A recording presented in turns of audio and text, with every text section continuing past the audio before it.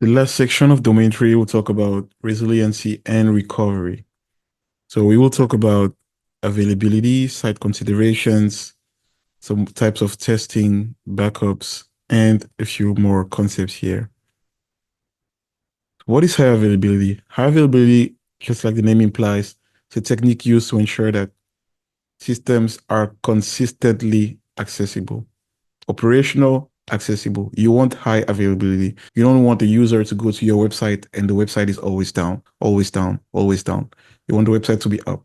How can you do that? With multiple servers, with multiple devices, with redundant servers. You want to ensure that critical systems are always available. You want to minimize downtime, and you can do that with more redundant servers and a technique like load balancing that we saw in section 3.2.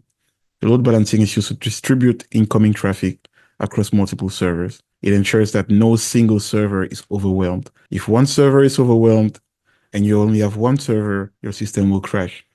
But if you have multiple servers, you can serve multiple users around the world without the fear of your system crashing. So this is the concept of load balancing. And then, for example, when Real Madrid signed Kylian Mbappe, their website was down. Why was that? Probably because they don't have enough servers or something happened. So Real Madrid, if you watch this video, call Cybermook and we will tell you how to fix your website. Another way to achieve high availability is by clustering. What is clustering is grouping multiple servers together to work as a single system. If one server fails, others can take over right away and take over the workload. So in load balancing, network traffic is distributed. In clustering, they're grouped together and the others can quickly take over. Another way to achieve resiliency is by having different sites. So imagine you're an organization and you have alternate offices. You can have a cold site. A cold site is a site where you're provided an empty building. There is no hardware. You bring your hardware, you bring your data, you bring your people.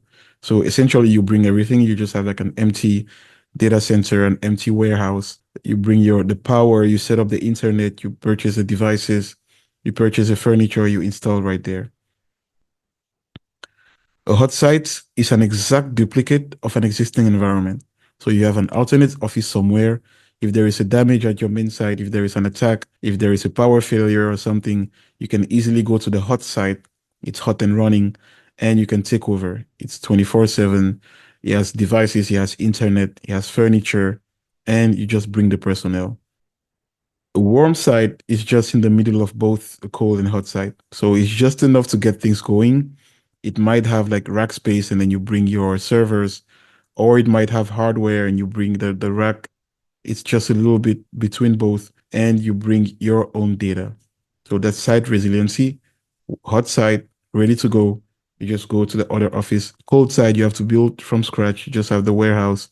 Warm site has a little bit. Hot sites can take over in hours. Cold sites usually weeks, and warm sites it's a matter of days. Business continuity planning, BCP, very important acronym, BCP. So this is an organization's ability to maintain business functions or quickly resume them in the events that risks are realized. So if there's a power outage, if there's a loss of network, there's a cyber attack, if businesses cannot operate, then they need to have a business continuity plan. How does the business continue to operate during and after a disaster? It's very important to minimize downtime. Imagine that your system is attacked and that your website is not working. You need to find a way to minimize downtime. You have alternate systems. Do you have another team? What do you do? A continuity of operation plan, COOP, is a plan that ensures that critical business functions can continue during and after the disaster. So you need to have a COOP under your BCP to see how to continue operating during and after a disaster under your entire business continuity plan. Platform diversity, this is one way to use multiple different platforms within an organization to eliminate a single point of failure. So for example, having different operating systems like Windows, Linux, and Mac, so that if there is a major breach or a major problem within Windows systems, you know that you can have also Linux systems and Mac systems as well.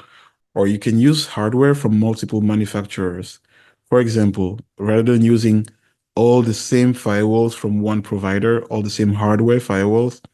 You can use different types of firewalls such that if there is a problem with one manufacturer and that it's found that all their firewalls are faulty, your entire organization is not at risk. You can have firewalls from different vendors and have a form of diversity. Multi-cloud system, it's a little bit similar than the previous points. So this is using multiple cloud service providers to host your applications. This increases availability.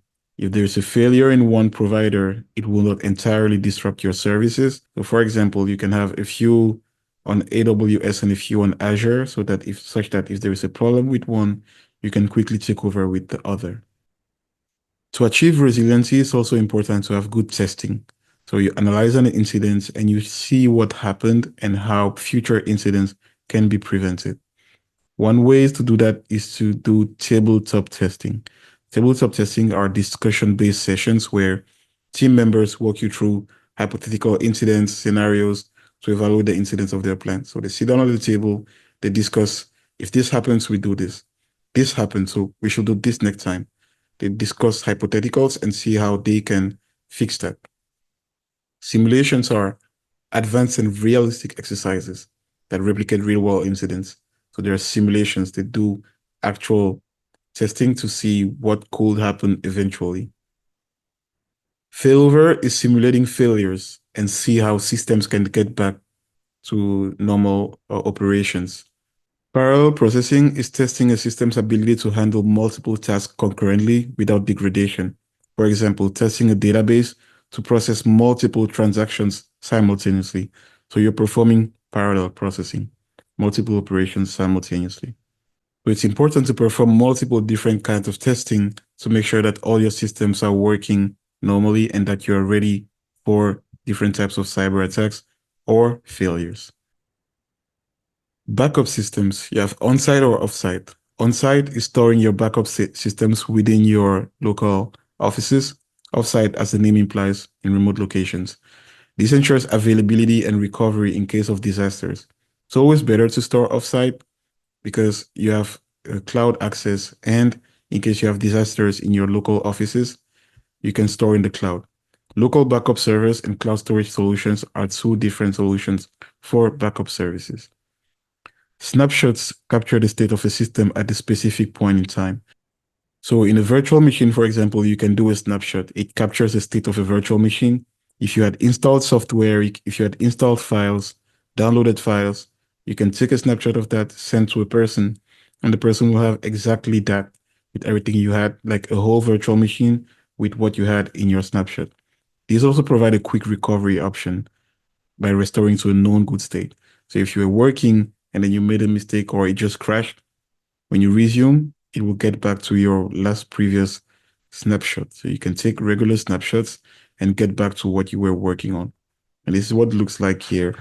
In your virtual machine, you can just right click on your VM and you take a snapshot and it will be stored in your computer. Journaling is recording changes to data in the log for recovery purposes. So you can replay or undo changes to recover data. So journaling is a way to record changes, save it in the log file, and it usually has multiple entries. In terms of power backups, there are two types of power backups. You have one called a UPS, uninterruptible power supply. So this is a power backup system that provides temporary power source during electrical outages. So when there is an outage, it can prevent data loss and it can give you time to save your data, save your work, and shut down. It can give you like a few more seconds or 5 more minutes, depending on the type of UPS you have. And obviously, generators. Generators provide a secondary power source, ensures continuous operations of systems, and it has long-term secondary power as well. So this is the end of section 3 of domain 3. Make sure to review everything, and we will continue on domain 4. Thank you for your attention, and for more cybersecurity updates and training, subscribe to our YouTube channel and follow us on our different social media, Facebook, YouTube, Instagram, TikTok, LinkedIn, for more updates and tips. Thank you.